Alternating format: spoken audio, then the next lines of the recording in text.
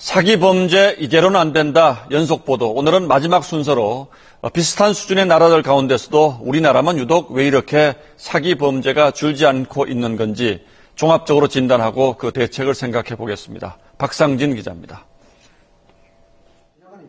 대통령 통치 자금을 관리한다고 거짓말을 하고 다니다가 경찰에 붙잡힌 사기범들입니다. 돈을 맡기면 하루에 4배를 불려주겠다며 5천만 원을 받아 가로챘습니다. 지검장도 후배다. 어디에도 감사를 있었다. 또 모 당대표 했던 분도 후배다. 이러니까 사람들이 믿지 않겠습니까? 사기범죄 하면 떠오르는 게 바로 이런 권력층 사칭 사기입니다. 수법이 황당해도 속는 피해자가 여전히 많은 건 권력에 보이지 않는 힘이 아직도 통한다는 얘기입니다. 큰 권력을 가지고 있는 그런 사람들이 하는 일이라면 훨씬 더 큰 수익을 얻을 수 있을 거라는 그런 기대를 가지게 하는 거죠. 경제가 불황일수록 사기범죄는 호황이라는 이야기도 있습니다.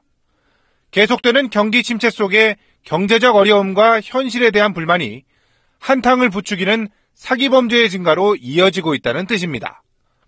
여기에 법적 제도보다는 사적 계약 등 사람 사이의 관계를 중시하는 우리 민족 특유의 인정문화도 사기범죄가 끊이지 않는 이유로 꼽힙니다. 사기에 대한 처벌이 너무 약한 것도 문제입니다.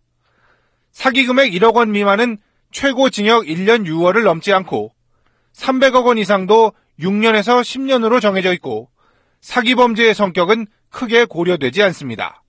실제로 이 조직적인 사기 범죄의 경우에도 경미한 처벌만을 받고 끝나는 경우가 빈번하게 발생을 하고 있습니다. 처벌이 약하다 보니 한 번 사기를 친 사람은 또 사기 행각을 벌이게 됩니다. 2014년 사기 범죄는 전과 5범 이상인 비율이 55%로 절도나 폭행보다 더 높았습니다.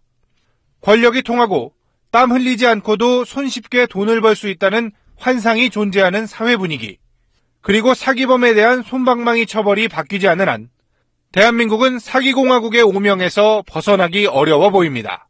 SBS 박상진입니다.